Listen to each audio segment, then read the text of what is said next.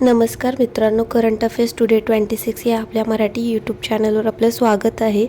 चला तर मग आजचा पहिला प्रश्न पाहूया.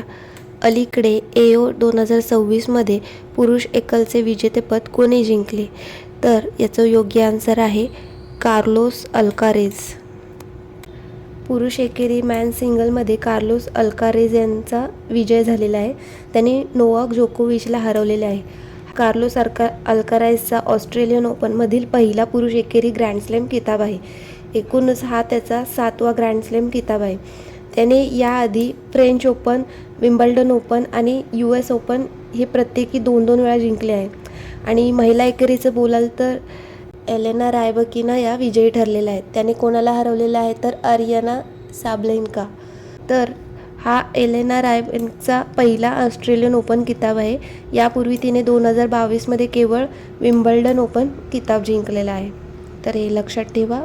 पुढील प्रश्न पाहूया.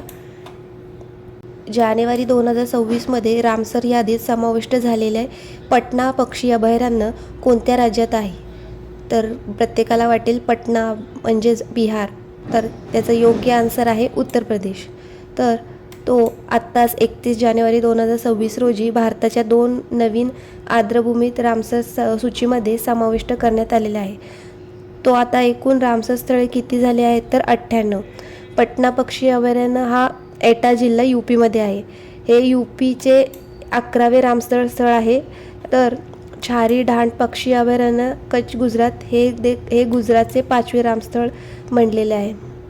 तर हे 31 जानेवारीला 2 आपले रामसर स्थळ ॲड झालेले आहे. तर 2025मध्ये भारतातून रामसर स्थळामध्ये समाविष्ट झालेले यादी बघूया. झारखंडचे उधवा सरोवर हे झारखंडचे पहिले आहे. तिचे ओपालरी वेटलँड सिक्कीम, सकाराकोट्टी पक्षी अभयारण्य तमिळनाडू, थेरेतंगल पक्षी अभयारण्य तमिळनाडू, खिंचन आणि सैनार आर्द्रभूमी. तर 96वी कोणती बनली आहे तर लेटेस्टमध्ये तर राजस्थानच्या अलवर जिल्ह्यातील सिलासेड सरोवराला देखील रामसर स्थळाचा दर्जा मिळालेला आहे. तर 95 आहे कोपरा, 94 आहे गोगाबिल, 93 उदयपूर आणि 92 गोकुळ.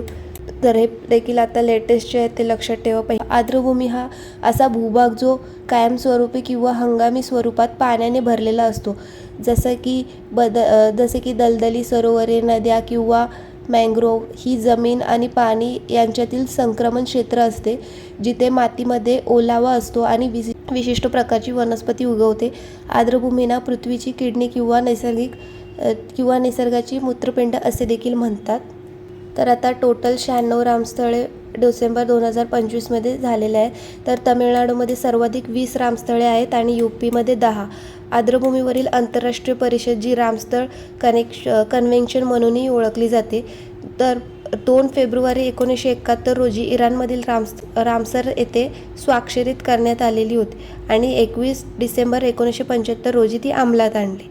त्यामुळे भारताने 1 फेब्रुवारी 1982 रोजी रामसर कन्व्हेन्शनवर स्वाक्षरी केली होती आणि त्यामुळे दरवर्षी 2 फेब्रुवारी रोजी जागतिक आर्द्रभूमी दिन म्हणजेच वर्ल्ड वेटलँड डे साजरा केला जातो. तर भारतातील पहिले रामसर स्थळ कोणते आहे तर चिल्का सरोवर, केवळादेव राष्ट्रीय उद्यान राजस्थान येथे आहे. 1981 रोजी हे सामील झालेले आहे रामसर यादीत. तर सर्वात मोठे रामसर स्थळ पश्चिम बंगालचे आहे आणि सर्वात लहान रामस्थळ बोलला तर हिमाचल प्रदेशातील रेणुका येथे आहे. आणि उदयपूर आणि इंदोर हे वेटलँड सिटी सर्टिफिकेट मिळवणारे पहिले भारतीय शहर देखील आहे. आणि आर्द्रभूमीच्या विवेकपूर्ण वापरासाठी रामसर पुरस्कार मिळवणारी पहिली भारतीय कोण ठरली तर जयश्री व्यंकटेशन. रामसर सचिवालय कुठे आहे तर ग्लँड, स्वित्झर्लंड. तर हे देखील महत्त्वाचे पॉईंट्स आहेत, आपण कव्हर केले ते लक्षात ठेवा. पुढील प्रश्न पाहूया. तर अलीकडे मुख्यमंत्री ग्रामोत्थान योजना कोणत्या राज्यात सुरू करण्यात आलेली आहे? तर याचं योग्य आन्सर आहे गुजरात. तर मुख्यमंत्री ग्रामोत्थान योजना ही आत्ताच गुजरातचे मुख्यमंत्री भूपेंद्र पटेल यांनी आनंद जिल्ह्यातील बद्राणी येथून मुख्यमंत्री ग्रामोत्थान योजना सुरू केलेली आहे. ही एक ग्रामीण विकास योजना असून गावांना आधुनिक व शहरी पातळीच्या सुविधा देऊन त्यांचा कायापालट करणे हा तिचा उद्देश आहे.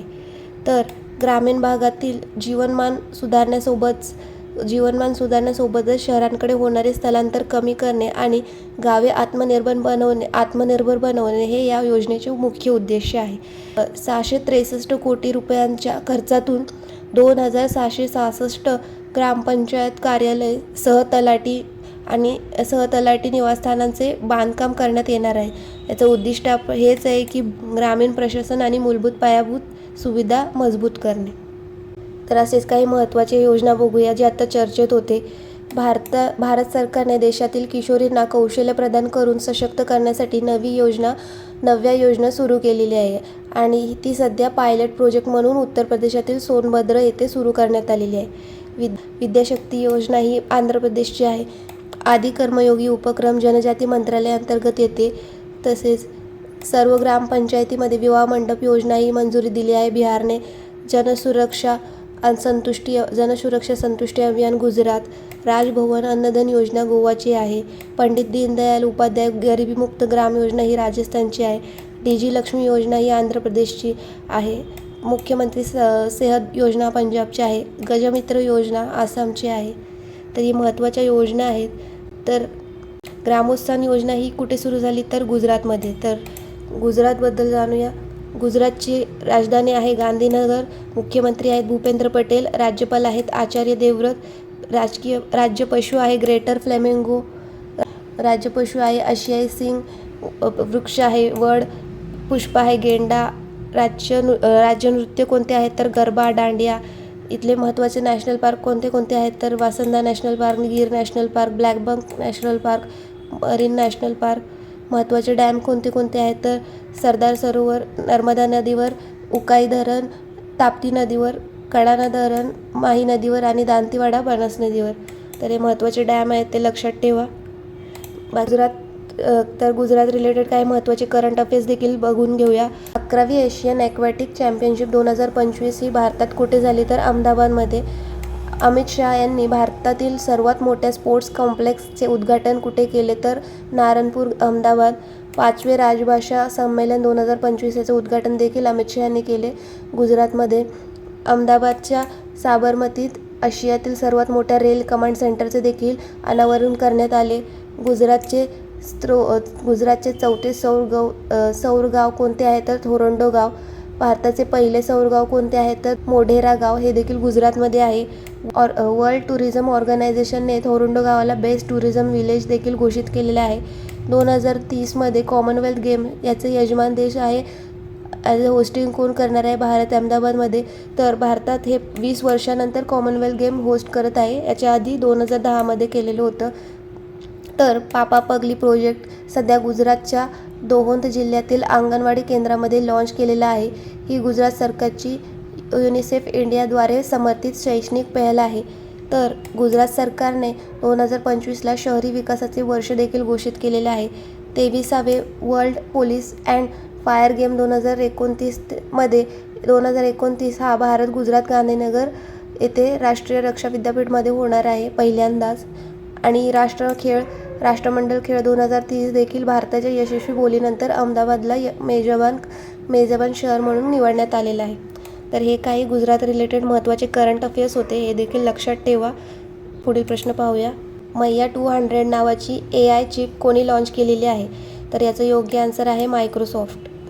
तर मायक्रोसॉफ्टने मैया 200 नावाची आपली नवीन AI चिप लॉन्च केलेली आहे. ही चिप खास करून AI अनुमानासाठी तयार करण्यात आलेली आहे.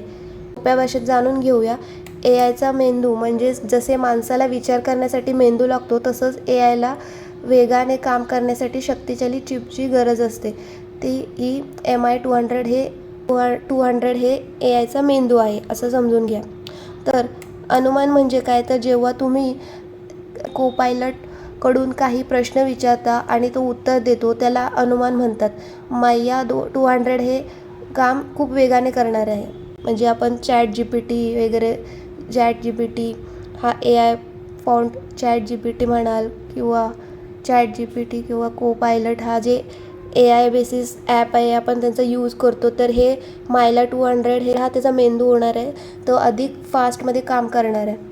तुमच्या हे लक्षात आहे का की प्रधानमंत्री नरेंद्र मोदी यांनी देशाचा पहिला 32 बिट मायक्रो प्रोसेसर चिप देखील लॉन्च केलेला होता. त्याचं नाव काय आहे? विक्रम. आणि भारताने आपला पहिला 1.0 गिगाहर्ट आणि 64 बिट ड्युअल कोर स्वदेशी मायक्रो प्रोसेसर देखील लॉन्च केला. त्याचं नाव काय आहे? तर ध्रुव 64. तर हा मायला 200 कोणी लॉन्च केलेला आहे? तर मायक्रोसॉफ्टने. तर मायक्रोसॉफ्टची स्थापना ही 1975 रोजी झाली आणि याचे संस्थापक कोण आहेत? तर Bill Gates and Paul Allen. आणि याचे मुख्यालय कुठे आहे? तर वॉशिंग्टन DC. आणि याचे CEO आहेत सत्या नडेला. तर मायक्रोसॉफ्ट रिलेटेड काही महत्त्वाचे करंट अफेअर्स बघूया. AI मॉडेल मैयाचे अनावरण केले. मायक्रोसॉफ्टने बारामती महाराष्ट्रामध्ये AI आधारित प्रोजेक्ट फार्म वाईफ्स देखील लॉन्च केलेले आहे. टोपोलॉजिकल कोअरवर आधारित जगाची पहिली क्वांटम चिप देखील मायक्रोसॉफ्टने लॉन्च केलेली आहे. मायक्रोसॉफ्टने महाराष्ट्रात 3 AI केंद्र उभारण्यासाठी करार देखील केलेला आहे. आणि मायक्रोसॉफ्टने 25 वर्षानंतर कोणत्या देशातून आपले ऑपरेशन बंद केले? तर पाकिस्तान. तर हे महत्त्वाचे पॉईंट्स आहेत मायक्रोसॉफ्ट रिलेटेड, हे देखील लक्षात ठेवा. पुढील प्रश्न पाहूया. तर 39वा भारतीय आंतरराष्ट्रीय चामडे मेळा कुठे आयोजित करण्यात आलेला आहे? तर याचं योग्य आन्सर आहे उत्तर आहे चेन्नई. तर चमडा निर्यात परिषदेचे अध्यक्ष कोण आहेत? तर रमेश कुमार जुनेजा. भारताने चमड्याचे सिक्के सुरू केले तो कोणी? तर मोहम्मद बिन तुगलक यांनी. तर लेदर सिटी ऑफ इंडिया हे कोणाला बोलतात? तर कानपूर याला. आणि भारतीय आंतरराष्ट्रीय चमडा मेळा हा 2026चा हा 39वा संस्करण होता. तो 1 ते 3 फेब्रुवारीपर्यंत चालणार आहे. आणि याचं मुख्यालय कुठे आहे? तर चेन्नई ट्रेड सेंटर येथे. आणि हा मेळा चमड्याचे तयार उत्पाद, पोशाख, बूट आणि मशिनरी आणि रसायने याचे प्रदर्शन करतो. तर अजून असेच काही महत्त्वाचे मेळे आपण रिवाईज करूया. आंतरराष्ट्रीय सूरजकुंड मेळा, हरियाणा सरस मेळा, जम्मू काश्मीर गंगासागर मेळा, पश्चिम बंगाल माघी मेळा, पंजाब साग मेळा, प्रयागराज झिंगा मेळा, पंजाब लकी मेळा, राजस्थान गोल मेळा, जगन्नाथ मंदिर, श्रावणी मेळा, देवधर झारखंड, हेमेस गोंपा मेळा, लडाख, अंबुबाबाची मेळा, आसाम, जात्रा मेळा, तेलंगणा, कुंभमेळा, हरिद्वार, प्रयागराज, उज्जैन, नाशिक, पुष्कर मेळा, राजस्थान गोचंडी मेळा, मेरठ, सोनपेरी सवेशी मेळा, परशुराम कुंभ मेळा, अरुणाचल प्रदेश, कृषी विज्ञान मेळा 2025, माधवपूर मेळा, गुजरात, 27 सरस आजीविका मेळा, नवी दिल्ली. आणि 53वा world book fair 2026 Bharat Mandapam येथे झाला, नवी दिल्ली येथे. आणि फोकस कंट्री कोण ठरली? तर स्पेन. हे काही महत्त्वाचे भारतातले मेळे आहेत, ते देखील परीक्षेच्या पॉईंट ऑफ व्ह्यूने महत्त्वाचे आहेत, ते आपण रिवाईज केले, ते देखील लक्षात ठेवा. पुढील प्रश्न पाहूया. भारतीय तटरक्षक दल दिवस कधी साजरा केला जातो? तर याचं योग्य आन्सर आहे 1 फेब्रुवारी. तर भारतीय तटरक्षक दिवस याची स्थापना कधी झाली? तर 1 फेब्रुवारी 1977 रोजी. आणि याची स्थापनेची शिफारस कोणी केली? तर रुस्तमजी समिती यांनी केलेली होती. याचं उद्दिष्ट हेच आहे की समुद्रातील तस्करी आणि अवैध क्रियाकलापावर नियंत्रण ठेवणे, तसेच भारताच्या समुद्री संसाधनाची सुरक्षा सुनिश्चित करण्याचे उपाय सुचवणे. आपले पहिले जहाज कोणते आहे? तर ICGS कुठार. आणि पहिले महानिदेशक कोण होते? तर VA कामत. 26वे महानिदेशक DG कोण आहेत? तर परमेश शिवमणी. ऑपरेशन उल्विया हा उडीसा तटावर कासवांच्या संरक्षणासाठी दरवर्षी चालवले जाते. तर याचं आदर्श वाक्य आहे वयम रक्षाम. तर समुद्र प्रताप भारताचे पहिले प्रदूषण नियंत्रण पोत आहे, जे बनवले गोवा शिपयार्ड लिमिटेडद्वारे भारतीय तटरक्षक बलासाठी बनवलेले होते हे. आणि दुसरे पोत कोणते आहे महत्त्वाचे? तर समुद्र प्रचेत, हे देखील लक्षात ठेवा. आणि चौथे तटरक्षक वैश्विक शिखर संमेलन हे रोम इटली येथे झाले, सहअध्यक्षता जपानने केली. देखील महत्त्वाचे पॉईंट्स आहेत, ते लक्षात ठेवा. पुढील प्रश्न पाहूया. समर्थ पंचायत पोर्टलद्वारे प्रॉपर्टी टॅक्सची डिजिटल वसुली सुरू करणारा भारतातील पहिला जिल्हा कोणता? तर याचं योग्य आन्सर आहे धमतरी. तर धमतरी हे छत्तीसगडचा एक जिल्हा जे देशातील पहिला जिल्हा बनलेला आहे, जिथे समर्थ पंचायत पोर्टल या माध्यमातून प्रॉपर्टी टॅक्सचे डिजिटल कलेक्शन करू शकणार आहे. ही एक ऐतिहासिक सुरुवात नगरी ब्लॉकच्या साक्री ग्रामपंचायतपासून झाली, जिथे ग्रामीण आता UPIद्वारे सहज टॅक्स जमा करू शकतात. लक्षात ठेवा, धमंतरी देशातील पहिले जिल्हा आहे ज्याने सर्व पंचायतमध्ये समर्थ पोर्टलच्या माध्यमातून ऑनलाईन टॅक्स वसुली सुरू केलेली आहे. समर्थ पंचायत पोर्टल ही लॉन्च कधी केली तर 25 जानेवारी 2026 रोजी. कोणाद्वारे तर पंचायती राज मंत्रालयाद्वारे. याचं उद्दिष्ट हे आहे की पंचायतच्या राजस्व संकलनाचे डिजिटल सुव्यवस्थित रूप करणे. तर अशीच काहीतरी मिळती-जुळती पोर्टल आहे, ते मी तुम्हाला सांगते. नोट करा. जी जनसमर्थ पोर्टल आहे ही 6 जून 2022 रोजी सुरू झाली. हे क्रेडिट लिंक्ड योजनेसाठी आहे आणि यामध्ये 13+ सरकारी कर्ज योजना एकाच ठिकाणी उपलब्ध करते. हे देखील पॉईंट लक्षात ठेवा. पुढील प्रश्न पाहूया. तर 10 दिवसीय सरस मेळा 2026 कोठे साजरा केला जातो? तर आपण मगाशी जी मेळ्याचे रिलेटेड काही प्रश्न रिवाईज केले, ह्यामध्ये हा देखील प्रश्न होता. तर आपण सरस मेळा हा जम्मू काश्मीर येथे साजरा करतो. हा मेळा 31 जानेवारी ते 9 फेब्रुवारी 2026 पर्यंत चालणार आहे आणि याचे उद्दिष्ट आणि आयोजनकर्ता कोण आहेत तर जम्मू काश्मीर ग्रामीण आजीविका मिशन हे आयोजन करते. आणि ग्रामीण उत्पादकांना, विशेषतः महिलांना भेट व महिलांना थेट ग्राहकांशी जोडणे हे यामागचा उद्देश आहे आणि त्यांना विपणन मार्केटिंग कौशल्य शिकवणे हा यामागचा उद्देश आहे. तर हे देखील लक्षात ठेवा. पुढील प्रश्न पाहूया. 2026 मधील भारताची पहिली आणि एकूण 127वी युनिकॉर्न कंपनी कोणती आहे? तर याचं योग्य आन्सर आहे जस्पे. 2026 मध्ये भारताची पहिली आणि 127वी युनिकॉर्न कंपनी जस्पे ठरलेली आहे आणि याची फंडिंग कोणी केलेली आहे तर वेस्टब्रिज कॅपिटलची नेतृत्वाखाली 50 बिलियन फंडिंग झालेली आहे आणि व्हॅल्युएशन किती आहे तर 1.2 बिलियन. कंपनीची कामगिरी काय आहे तर डिजिटल पेमेंट आणि पेमेंट इन्फ्रास्ट्रक्चरच्या क्षेत्रात कार्यरत करते. ही प्रमुख ग्राहक कोणते आहेत त्यांचे तर ॲमेझॉन, फ्लिपकार्ट, स्विगी यांसारख्या कंपन्यांना ही सेवा प्रदान करते. तर महत्त्वाचा प्रश्न काय आहे याच्यामध्ये तर जस्पे ही 127वी युनिकॉर्न कंपनी ठरलेली आहे. तर हे लक्षात ठेवा. पुढील प्रश्न पाहूया. तर केंद्रीय बजेट 2026 मध्ये ग्रामीण महिला उद्योजकांसाठी कोणती नवीन योजना जाहीर करण्यात आली? तर याचं योग्य आन्सर आहे शी मार्ट. तर बजेट 2026-27 मध्ये केंद्रीय वित्तमंत्री निर्मला सीतारामन यांनी स्वयंसहायता समूहांच्या महिलांसाठी शी मार्ट्स नावाची महत्त्वाची योजना जाहीर केलेली आहे. यात विशेष रिटेल आउटलेट्स उघडली जातील, त्यात महिलांद्वारे चालवल्या जातील. शी मार्ट्सद्वारे ग्रामीण उत्पादने थेट बाजारात पोहोचू शकतील आणि त्यामुळे महिलांचे ब्रँड तयार होतील आणि त्यांचे उत्पन्न देखील वाढेल. याचं मुख्य उद्दिष्ट हेच आहे की महिलांना फक्त उत्पादनापुरते मर्यादित न ठेवता त्यांना उत्पादकांपासून थेट उद्योजक बनवणे. निर्मला सीतारामन यांनी हे सलग 9वे बजेट सादर केलेले आहे. तर काही बजेट रिलेटेड देखील काही महत्त्वाचे इतिहास पाहूया. भारताचा पहिला बजेट सादर कधी झालेला आहे तर 1860 रोजी. कोणाकडून तर जेम्स विल्सन यांच्याकडून. आणि स्वतंत्र भारताचा पहिला बजेट कोणता ठरला? 1947 मध्ये वित्तमंत्री षण्मुखम शेट्टी यांनी सादर केला. आणि गणतंत्र भारताचा पहिला बजेट 1950 रोजी वित्तमंत्री जॉन मताई यांनी सादर केला. आणि सर्वाधिक वेळ बजेट सादर कोणी केला तर मोरारजी देसाई यांनी सलग 10 वेळा.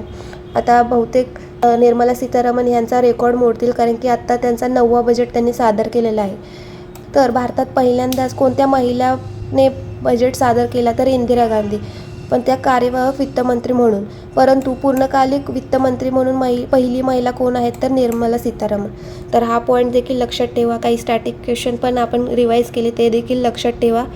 बाकी आजचा हा सेशन इथेच संपतो. कमेंट करून नक्की सांगा व्हिडिओ कसा वाटला आणि चॅनलवर नवीन असेल तर प्लीज सपोर्ट करा. थँक्यू.